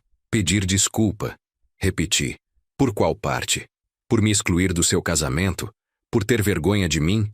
Por me processar? Por tudo que eu fiz. Eu fui um filho horrível. Eu sei disso. E eu sinto muito mesmo, pai.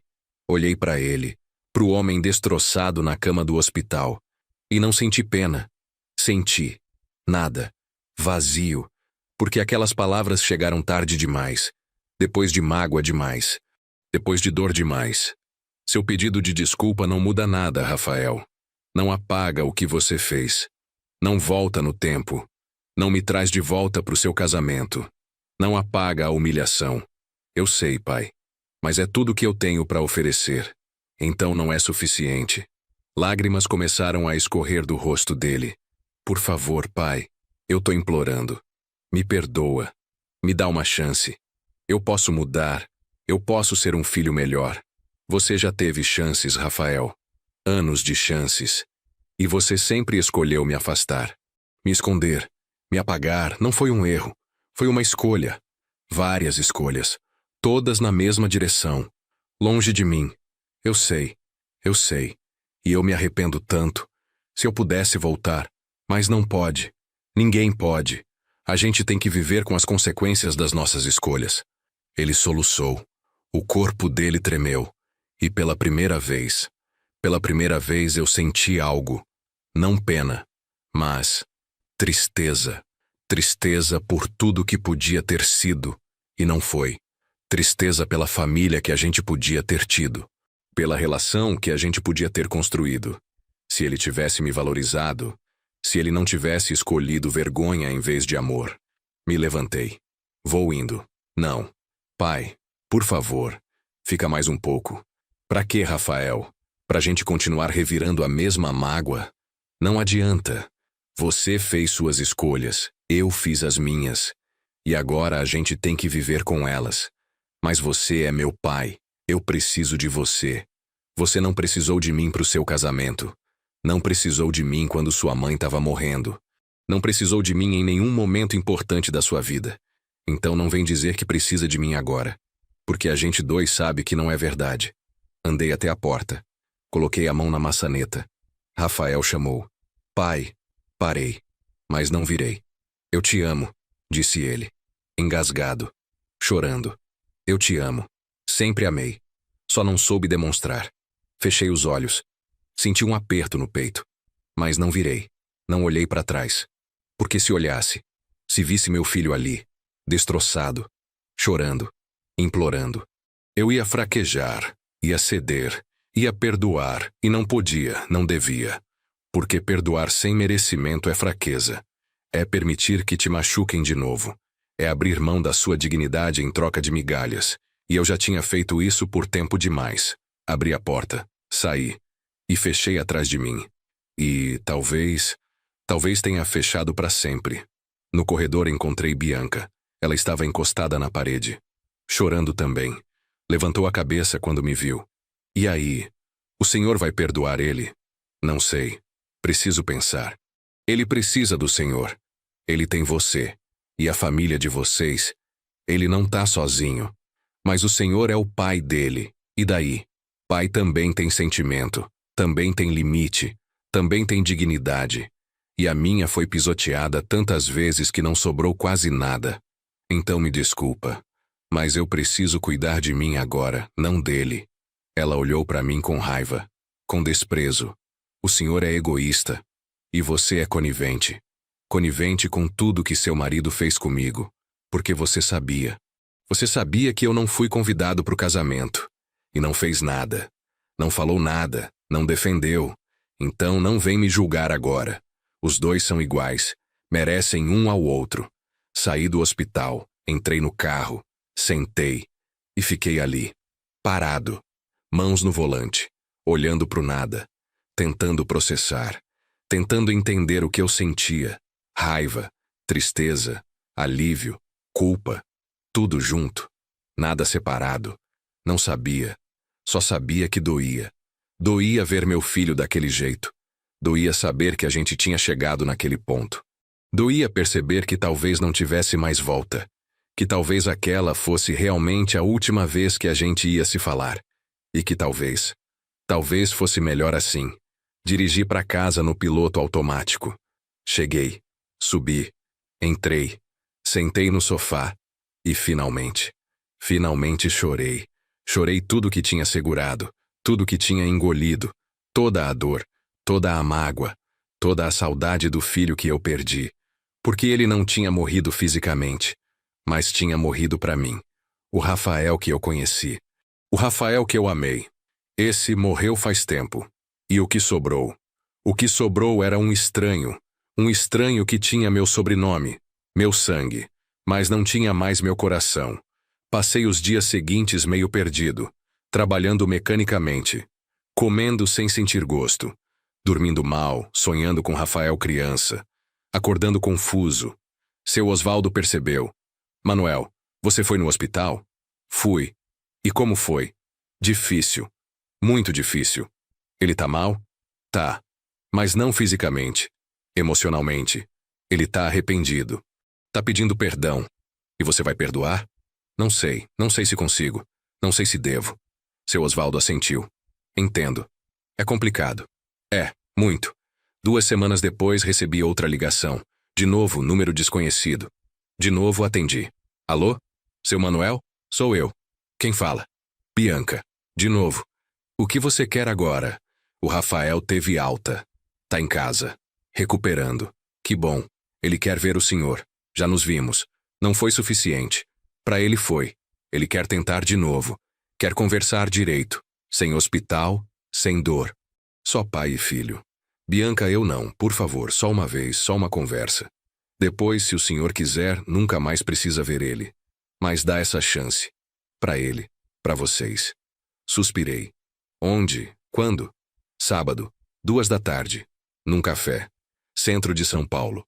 Vou mandar o endereço, tá bom, vou pensar. Obrigada, seu Manuel, obrigada mesmo. Desliguei. Fiquei olhando para o celular. Será que devia ir? Será que devia dar essa chance? Ou será que era só mais uma forma de me machucar, de reabrir ferida, de voltar para aquele ciclo? Não sabia. Mas quando chegou o sábado, quando deu meio-dia, eu me arrumei, peguei meu carro e fui. Não porque ele merecia, mas porque eu merecia. Merecia fechar esse ciclo, merecia ter essa conversa, merecia dizer tudo o que precisava ser dito. E depois eu ia embora, e ia seguir minha vida, com ou sem filho, mas em paz. O café era pequeno, aconchegante, Centro Velho de São Paulo, perto da Sé. Cheguei 5 minutos adiantado. Sentei numa mesa do canto, pedi um café, esperei. 2h05, 2h10. Ele não vinha. Pensei em ir embora. Mas aí a porta abriu, e Rafael entrou. Ele estava diferente, mais magro, caminhando devagar, ainda se recuperando. Me viu. Veio até a mesa. Sentou na minha frente. Obrigado por vir, pai. Não agradece ainda. Não sei se vai valer a pena. Para você. Ele acenou para a garçonete. Pediu um café também. A gente ficou em silêncio até ela trazer. Ele tomou um gole. Eu tomei outro. E aí ele começou. Pai, eu sei que pedi desculpa no hospital, mas quero pedir de novo. Com calma. Com clareza. Sem desespero. Quero que você saiba que eu realmente me arrependo. De tudo. Do casamento, de não ter te convidado, de ter te excluído, de ter vergonha de você, de ter sido um filho horrível. Eu me arrependo de tudo. E se eu pudesse voltar, se eu pudesse mudar, eu mudaria. Juro que mudaria. Olhei para ele, pro rosto sincero, pros olhos cheios de lágrima, e perguntei a única coisa que importava. Por que você fez isso comigo, Rafael? Por que você me apagou? Ele abaixou a cabeça. Ficou quieto por um tempo, pensando, organizando as palavras. Depois levantou o rosto e falou. Porque eu tinha vergonha. Vergonha das minhas origens. Vergonha de onde eu vim. Vergonha de ser filho de pedreiro. De morar em apartamento pequeno. De não ter dinheiro. E quando eu consegui sair daquela vida. Quando eu virei engenheiro. Quando eu comecei a ganhar bem. A andar em lugares chiques. A conhecer pessoas importantes. Eu quis apagar meu passado. Quis fingir que eu sempre fui assim. Rico, educado, de família boa. E você? Você era a lembrança viva de que não. De que eu vim de baixo. De que meu pai rala. De que minha vida não foi sempre fácil. E eu não queria que ninguém soubesse disso. Ele parou. Limpou as lágrimas. Continuou. Quando eu conheci a Bianca. Quando eu conheci a família dela. Eu percebi que eles nunca iam me aceitar de verdade se soubessem. Se vissem você, com suas mãos calejadas, sua roupa simples, seu jeito humilde, eles iam me ver diferente, iam me tratar diferente. E eu escolhi eles. Escolhi ser aceito por eles. E para isso, eu tive que te deixar de lado, tive que te esconder. E é a coisa que eu mais me arrependo na vida, porque eu troquei meu pai, o homem que me criou, o homem que me deu tudo, por aceitação de gente que no fundo nem importa tanto assim. Ouvi tudo em silêncio, sem interromper. Quando ele terminou, fiquei olhando para ele, pro meu filho, pro homem que ele tinha se tornado, e senti pena dele, porque ele tinha desperdiçado tanto, tinha jogado fora tanto, por algo tão fútil, tão vazio, aceitação, aparência, status, coisas que não sustentam ninguém quando a vida aperta, que não abraçam de volta, que não choram junto, que não importam de verdade. E ele tinha trocado amor de verdade por isso. Tinha trocado família por isso. Tinha trocado eu por isso. Rafael, eu aceito seu pedido de desculpa. Ele arregalou os olhos. Aceita? Aceito. Acredito que você se arrepende. Acredito que você percebeu o erro. E acredito que você está sofrendo com isso. Mas aceitar o pedido de desculpa não significa perdoar. Não significa esquecer. E não significa voltar a ter o relacionamento que a gente tinha. Porque aquilo morreu. Morreu no dia do seu casamento, quando você decidiu que eu não valia nada. E não tem como ressuscitar. O rosto dele caiu, as lágrimas voltaram. Mas, pai, não tem mais Rafael. Você me pediu desculpa. Eu aceitei. Mas isso é tudo que eu posso te dar. Não consigo te perdoar. Não consigo esquecer. Não consigo fingir que tá tudo bem. Por que não tá? Você me feriu de um jeito que não cicatriza. Você me humilhou de um jeito que não se apaga. E eu não vou fingir que isso não aconteceu só pra gente ter uma relação falsa. Prefiro não ter relação nenhuma. E ter minha paz. Mas você é meu pai. Você era meu filho. Era. Porque o filho que eu conheci não faria o que você fez. O filho que eu conheci me amava. Me respeitava. Me valorizava. Você não é mais aquele filho. Você é outra pessoa. E eu não conheço essa pessoa. Não confio nessa pessoa. E não quero essa pessoa na minha vida. Ele começou a soluçar. Alto. Chamando a atenção das outras mesas. Mas eu não me importei. Deixei ele chorar. Deixei ele sentir. Porque talvez fosse isso que ele precisava. Sentir de verdade a dor que ele causou. O vazio que ele criou. A perda que ele provocou. Quando ele se acalmou um pouco, continuei. Rafael, eu não te odeio. Não desejo teu mal. Inclusive, fico feliz que você se recuperou do acidente. Mas também não quero te ter perto. Porque você me faz mal. Me lembra de coisas que eu quero esquecer. Me traz dor que eu tô tentando curar. Então é melhor a gente seguir vidas separadas. Você com sua família. Eu com a minha paz. E pronto. Mas e se eu mudar? E se eu provar que sou diferente? Não importa. Porque eu não quero mais. Eu cansei, Rafael. Cansei de sofrer por você. Cansei de esperar você me valorizar. Cansei de mendigar amor. Agora eu tô bem sozinho. Tô em paz sozinho. E não vou abrir mão dessa paz por nada. Nem por você. Ele ficou me encarando. Desacreditado. Como se não pudesse aceitar. Como se não fosse possível que eu estivesse realmente encerrando aquilo. Mas era. E eu estava. Me levantei. Deixei dinheiro na mesa pro meu café. E falei pela última vez. Cuida da sua vida, Rafael. Seja feliz. Seja um bom marido. Seja um bom pai quando tiver filhos. Mas não conta comigo pra nada disso. Porque eu já dei tudo o que tinha pra dar. E não sobrou mais nada. Adeus, filho. Virei as costas. Caminhei até a porta. Ouvi ele chamar. Pai. Mas não parei. Não olhei pra trás. Saí. E dessa vez era pra valer. Era o fim. Definitivo. Final. Sem volta. E por mais que doesse. Por mais que meu coração apertasse. Eu sabia que era o certo. Era o necessário. Era a única forma de eu me proteger. De eu me preservar. De eu continuar vivendo sem me destruir por dentro. Entrei no carro. Sentei. Respirei fundo. E senti algo diferente. Não era alívio completo. Não era felicidade. Mas era fechamento. Era a sensação de que eu tinha feito o que precisava fazer. Tinha dito o que precisava dizer. Tinha encerrado o ciclo. Agora podia seguir em frente. De verdade. Sem peso. Sem dívida. Sem culpa. Porque eu tinha dado a chance. Tinha ouvido. Tinha considerado. E mesmo assim tinha escolhido a mim. Tinha escolhido minha paz. E não havia nada de errado nisso. Dirigi de volta para casa devagar, observando a cidade, as pessoas na rua, as famílias caminhando juntas, pais com filhos, avós com netos. E não senti inveja, não senti tristeza, senti apenas aceitação. Aceitação de que minha história era diferente, de que minha família tinha se desfeito, mas que eu continuava. Eu ainda estava aqui, vivo, respirando, existindo. E isso era suficiente.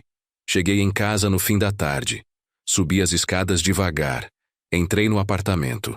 E pela primeira vez em muito tempo, pela primeira vez desde que Clarice morreu, desde que Rafael se afastou, desde que tudo desmoronou, pela primeira vez eu me senti em casa.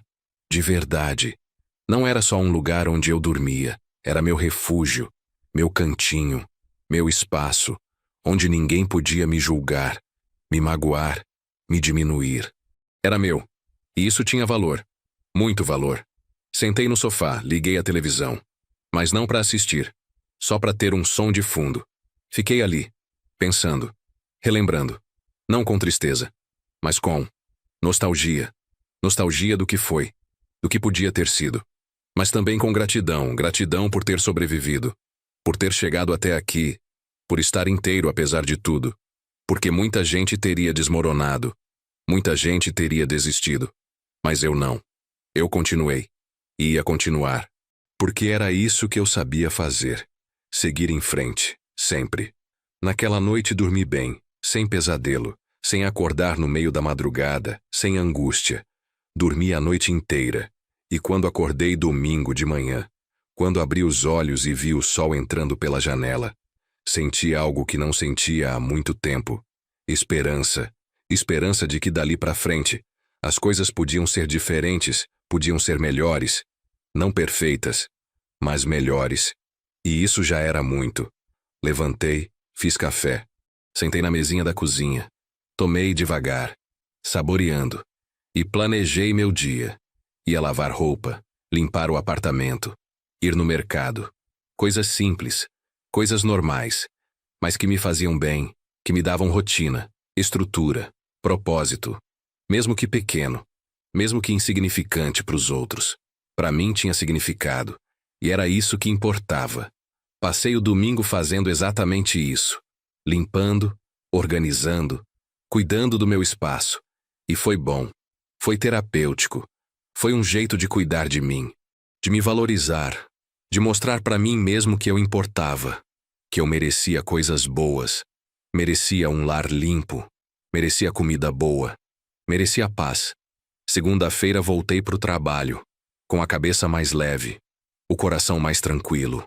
Os colegas perceberam. Seu Manuel tá diferente, tá mais sorridente. Aconteceu alguma coisa boa?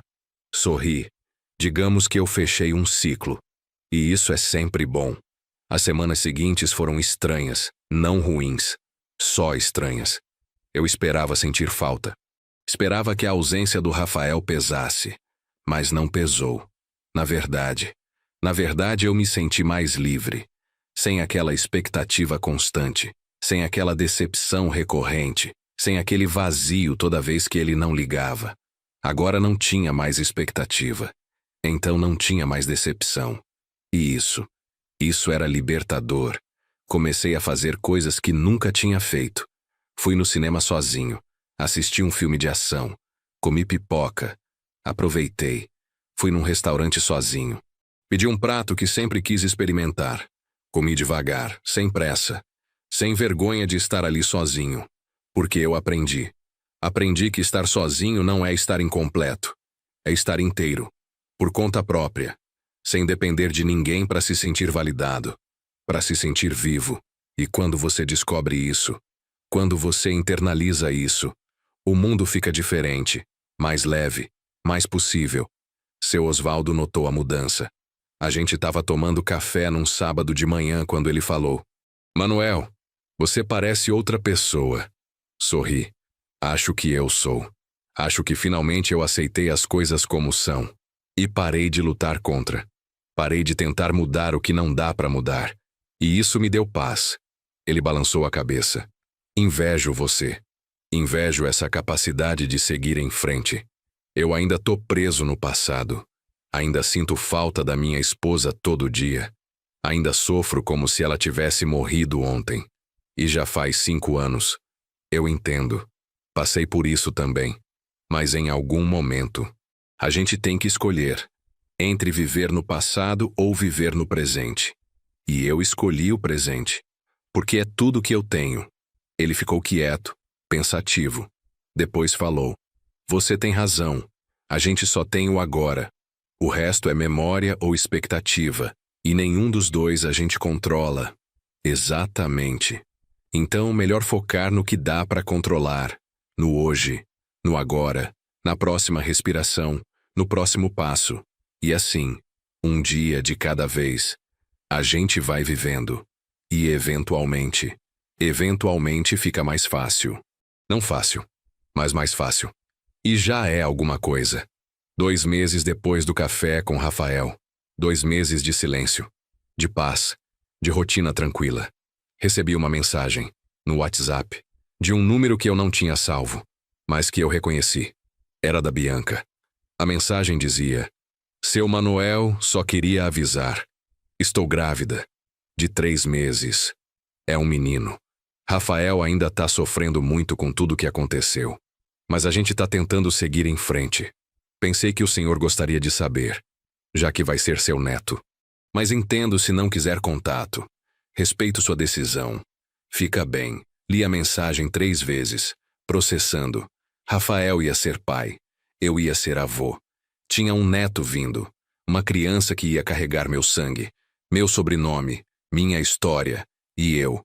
Eu não sentia nada. Nem alegria, nem tristeza, nem curiosidade. Nada. Só vazio. Porque aquela criança, aquele menino, ia crescer sem me conhecer, ia ouvir histórias sobre mim, provavelmente histórias ruins. O avô que abandonou o pai, o avô que foi cruel, o avô que escolheu dinheiro em vez de família. Mentiras, mas que iam virar verdade para ele, porque era a versão que ele ia ouvir. E eu não ia estar lá para contar meu lado, para mostrar quem eu realmente era, para ser avô de verdade. Pensei em responder, pensei em agradecer, pensei em perguntar como ela estava, como era a gravidez, se Rafael estava feliz, mas não respondi, não perguntei, apenas deixei como visto, porque responder seria abrir uma porta, seria dar esperança, e eu não queria isso. Não queria criar expectativa que eu não ia cumprir. Não queria fingir que eu ia participar da vida daquela criança, porque não ia. Tinha fechado aquela porta, e não ia reabrir, nem para um neto, por mais que doesse, por mais que parecesse cruel. Era. A vida seguiu. Os meses passaram, trabalho, casa, rotina. De vez em quando, seu Osvaldo. De vez em quando, um passeio sozinho. Uma viagem curta. Um cinema. Um restaurante. Vida simples. Mas minha. E suficiente. Não pensei mais em Rafael. Não pensei mais no neto que ia nascer. Coloquei numa gaveta da mente, trancada. E deixei lá. Porque era a única forma de seguir sem dor. Sem culpa. Sem peso. Até que um dia. Era dezembro. Véspera de Natal. Eu tava em casa. Sozinho como sempre. Sem planos. Sem festa. Sem família. Só eu. E tava bem com isso. Tinha comprado uma ceia pequena. Peru congelado para um. Farofa pronta. Arroz. Salada. Nada muito elaborado. Mas era o suficiente. Tava preparando quando bateram na porta. Estranhei. Não esperava ninguém. Fui atender. Abri. E lá estava Rafael. Só que não sozinho. Tinha uma mulher do lado dele. Grávida. Barriga grande. 8 meses, talvez. Era Bianca. Oi, pai. Ele falou baixo, quase sussurrando. Eu fiquei parado, sem saber o que fazer, o que dizer. Por que vocês estão aqui? A gente queria te ver. Queria te desejar Feliz Natal. Não era combinado. Não foi marcado. Mas a gente sentiu que tinha que vir. Olhei para Bianca, para a barriga dela, pro meu neto ali dentro. Tão perto, mas tão distante. E senti algo se movendo dentro de mim. Algo que eu tinha trancado, escondido, negado, mas que ainda estava lá. Amor. Eu ainda amava meu filho. Por mais que tentasse negar, por mais que fingisse indiferença, eu ainda amava. E aquilo doía mais que tudo. Não deviam ter vindo. Eu sei, mas viemos. Por quê? Porque eu não quero que meu filho cresça sem conhecer o avô. Não quero que ele cresça ouvindo que o avô não quis saber dele. Não quero repetir os erros. Quero que ele tenha família, completa, mesmo que imperfeita. E isso inclui você, se você quiser. Rafael falou tudo de uma vez, atropelando as palavras. Nervoso, esperançoso, desesperado. Eu continuei parado, lutando comigo mesmo, entre o que eu queria, ficar sozinho, proteger minha paz, e o que meu coração pedia, dar uma chance, conhecer o neto, tentar de novo. Posso sentir? Bianca perguntou, apontando para a barriga. Eu olhei para ela, para aquela mulher que eu tinha julgado, culpado, responsabilizado. E vi que ela também era vítima. Vítima das escolhas de Rafael, das circunstâncias, de tudo. E que ela estava ali, grávida, na véspera de Natal, na minha porta, pedindo para eu tocar meu neto. Como eu podia negar? Pode. Ela se aproximou, pegou minha mão, colocou na barriga dela, e eu senti o bebê mexendo, senti vida, nova vida, inocente, pura, que não tinha culpa de nada, que merecia ter avô, ter família, ter amor. E ali, naquele momento, com minha mão na barriga da Bianca, sentindo meu neto se mexendo, algo dentro de mim quebrou, não de forma ruim, mas de forma libertadora. Quebrou a armadura, a raiva, o rancor, e deixou passar o amor, o perdão, a esperança. Olhei pro Rafael, pro meu filho, que estava ali tremendo, esperando, e falei: entra, vocês dois, vamos cear juntos. O rosto do Rafael se iluminou. Sério, pai. Sério, hoje é Natal, ninguém devia passar o Natal sozinho. E já que vocês vieram, vamos aproveitar. Eles entraram. Bianca sentou no sofá. Rafael ficou meio sem jeito, parado no meio da sala. Eu fui para a cozinha. Coloquei mais comida para cozinhar. Aumentei as porções.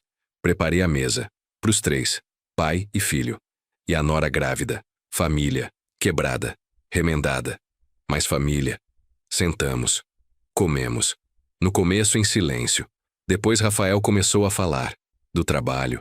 Da gravidez. Dos planos pro bebê. Do quanto ele estava nervoso. Do quanto ele queria ser um bom pai. E eu ouvi. Ouvi de verdade. Sem julgar. Sem criticar. Só ouvi. Depois da ceia, a gente sentou na sala, conversando. E foi. Foi bom. Foi como deveria ter sido sempre. Pai e filho. Conversando. Rindo. Compartilhando. Sem mágoa. Sem raiva. Só. Conexão. De repente Bianca falou: Seu Manuel, a gente queria te pedir uma coisa. Pode pedir, quando o bebê nascer, a gente gostaria que o senhor fosse o padrinho. Fiquei sem palavras. Padrinho? É. A gente conversou. E a gente acha que seria importante. Pro bebê, pra família, pro senhor. Se o senhor quiser. Claro. Olhei pro Rafael, ele estava sorrindo, chorando, esperando minha resposta.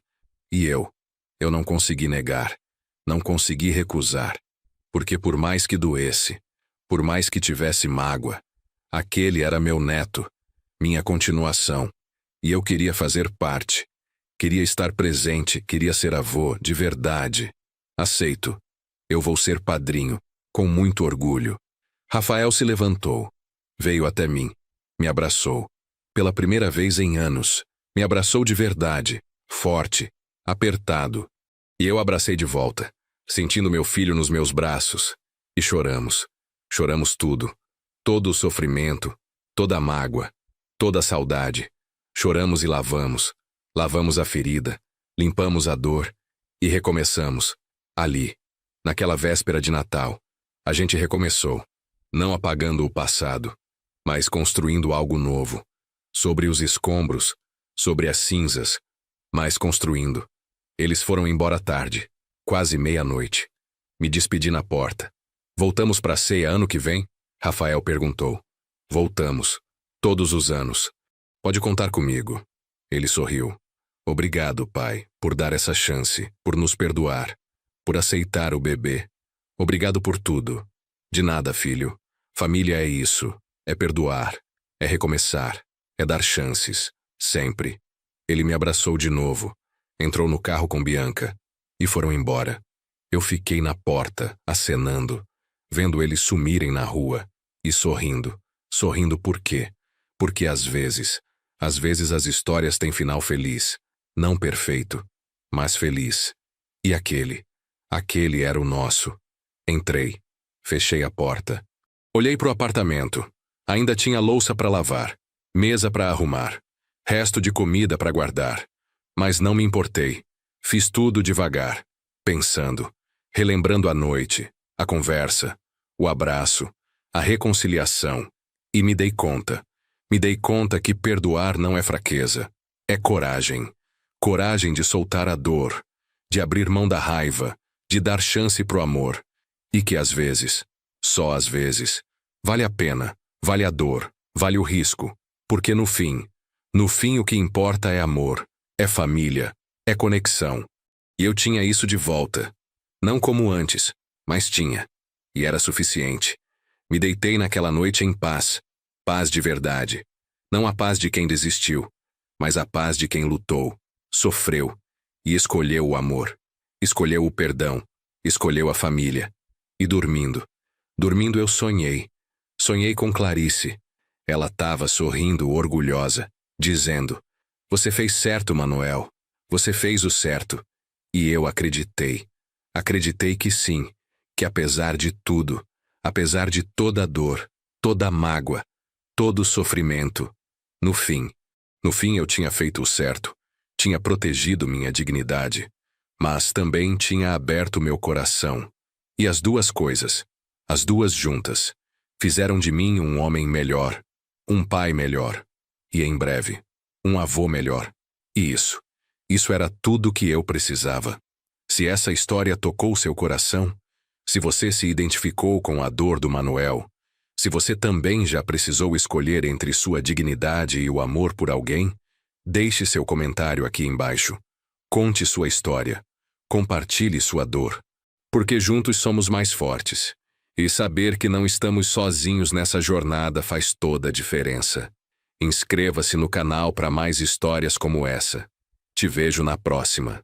Fica com Deus.